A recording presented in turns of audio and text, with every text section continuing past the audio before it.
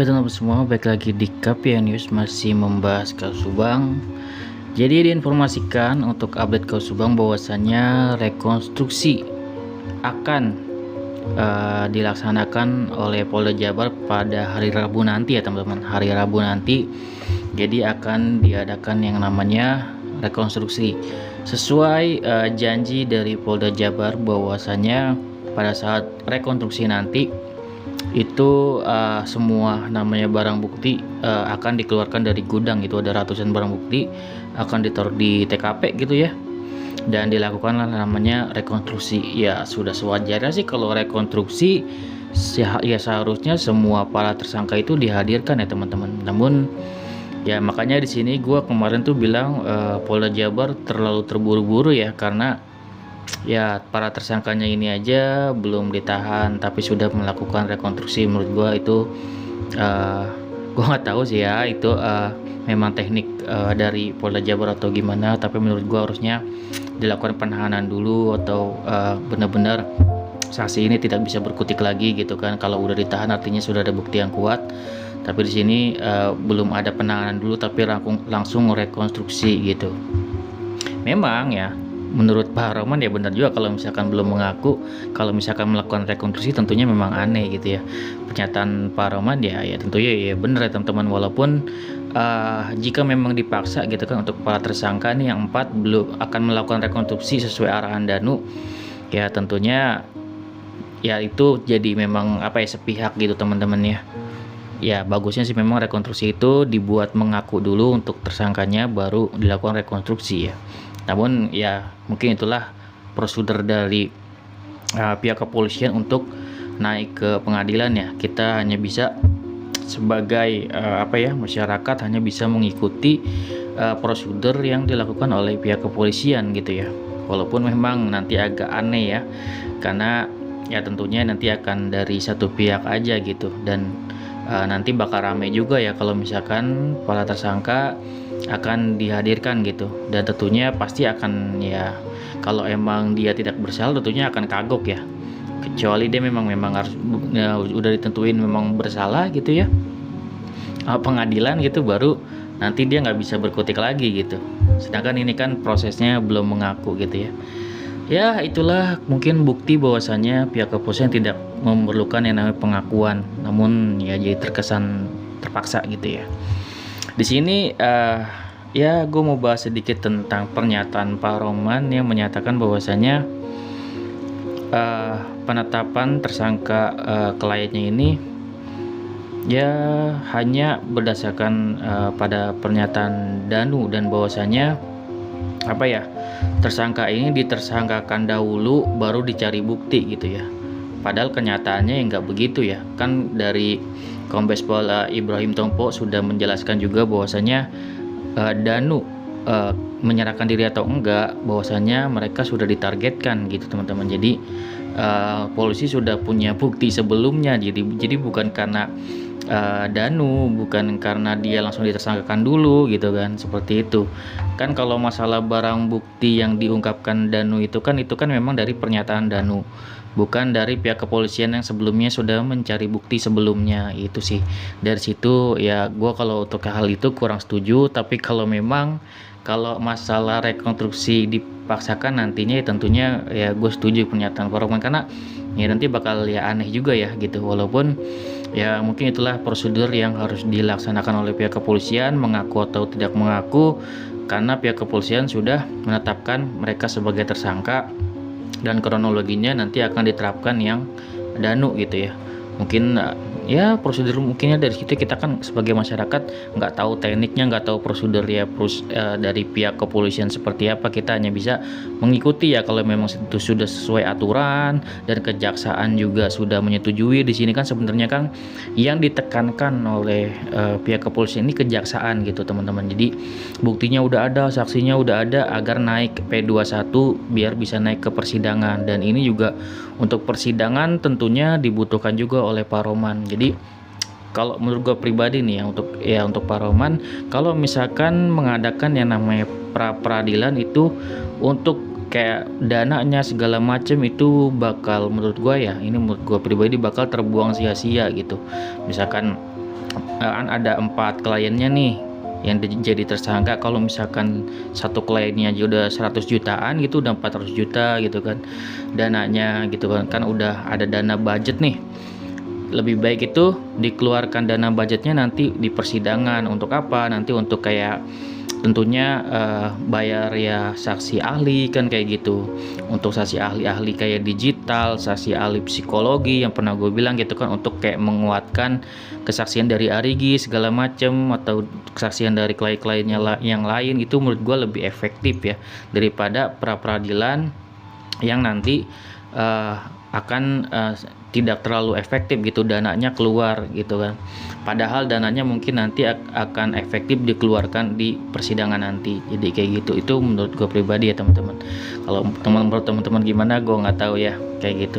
Dan banyak teman-teman juga yang berpikir ya dananya dari mana ya. Tentunya kita tidak tahu ya dananya dari mana, kan itu besar ya dananya, ratusan juta, bahkan bisa ya 1 M gitu ya kalau misalkan ada mengajukan pra peradilan. Juga banyak tentunya menyewa saksi-saksi ahli kan kayak gitu.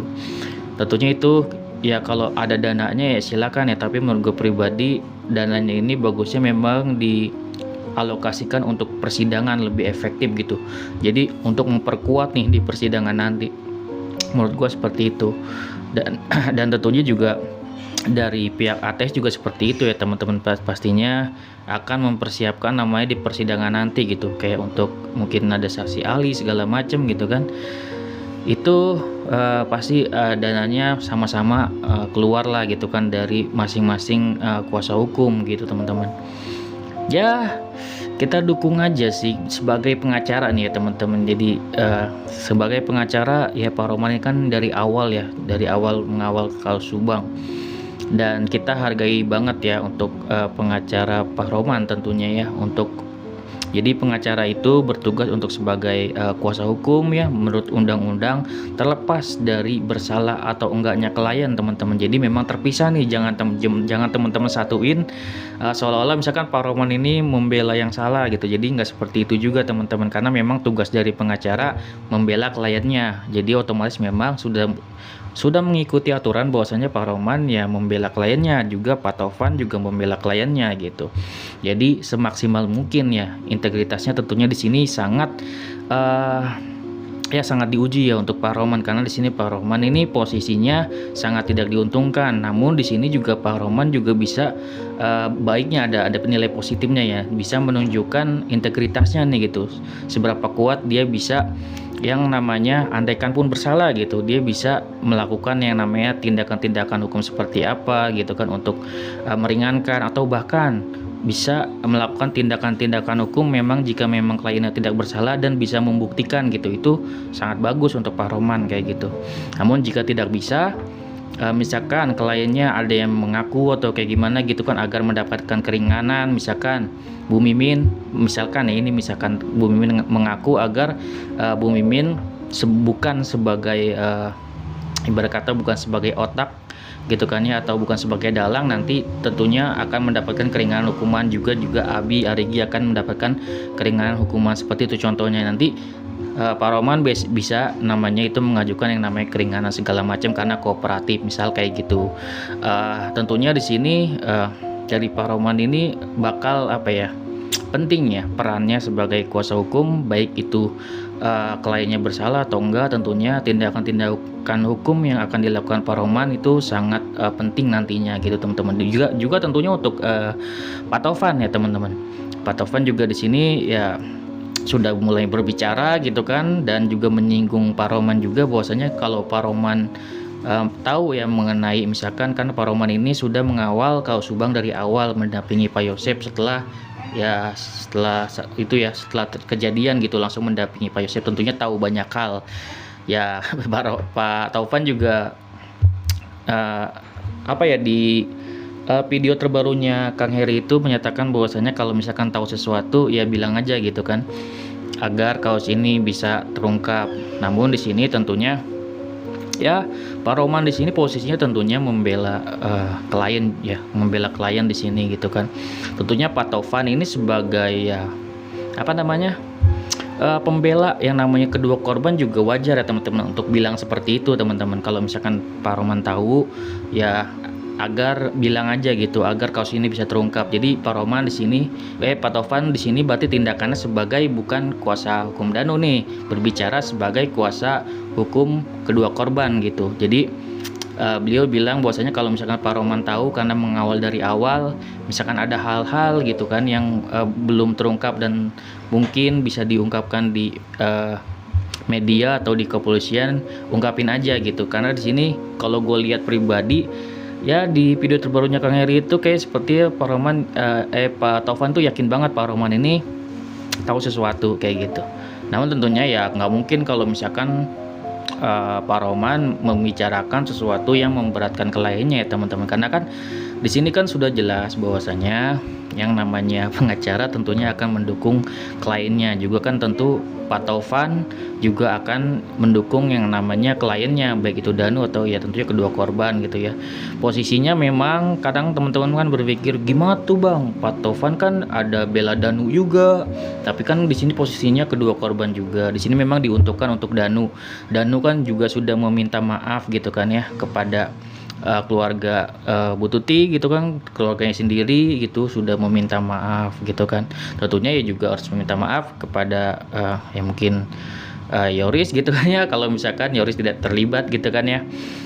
Tentunya sebagai keluarga harus meminta maaf dulu sebagai kekeluargaan dan sesuai hukum gitu kan, hukum ya tetap berjalan gitu kan, udah jelas bahwasanya Danu akan dihukum sesuai porsinya gitu ya. Tentunya nih tersangka lain juga akan dihukum sesuai porsinya. Tinggal gimana nih, apakah tersangka lain ditetapkan bersalah atau enggak, apakah tersangka lain bisa kooperatif, itu yang menentukan bahwasanya nanti tersangka lain ini akan dihukum berat atau enggak. Kalau misalkan dalam jangka waktu yang lama terus menerus yang namanya menyanggah, itu lama kelamaan tentunya kalau jika terbukti nantinya akan memberatkan gitu.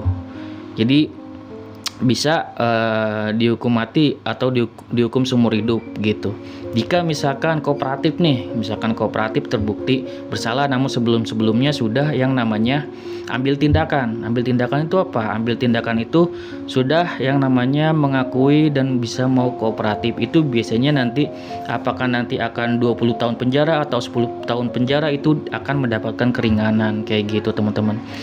Kalau misalkan Danu ini sudah jelas yang namanya dia kooperatif dan udah mengungkap banyak hal teman-teman, dari kronologinya sudah dijelaskan semua memang, dan bahkan oknumnya ini sudah kena gitu kan. Walaupun gue masih berpikir masih ada oknum besar di balik para perwira atau bintara gitu, gue yakin masih ada di atasnya gitu kan.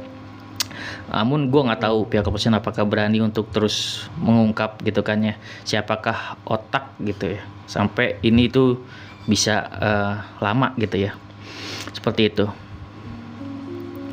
Kalau gue lanjut untuk meneruskan masalah itu oknum ya, nanti gue akan bahas lagi setelah ini ya.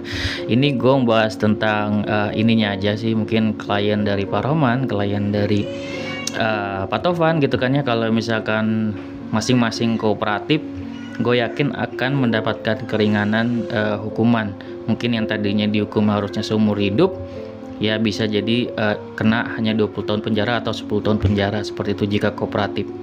Namun gue juga dukung terus kalau misalkan memang dari Pak Yosep, Bu Mimin, Regi dan Abi, jika memang tidak bersalah ya gue harap tetap berfokus kepada yang namanya keyakinannya. Kita lihat tentunya Pak Roman terus berjuang untuk mempertahankan keyakinan dari beliau gitu kan. Tentunya kalau gue dalam posisi mereka, kalau misalkan gue tidak bersalah, tentunya terus kita gitu kan akan terus berjuang kalau misalkan memang yakin tidak bersalah gitu. Jangan karena tekanan jadi mengaku gitu kan ya. Jadi memang ya kalau memang tidak bersalah dan yakin terus gitu ya berjuang bersama Pak Roman, ya gue dukung kalau misalkan memang terbukti tidak bersalah, dan jangan karena takut karena hukum, karena tekanan segala macam jadi mengaku gitu, jadi terpaksa gitu ya.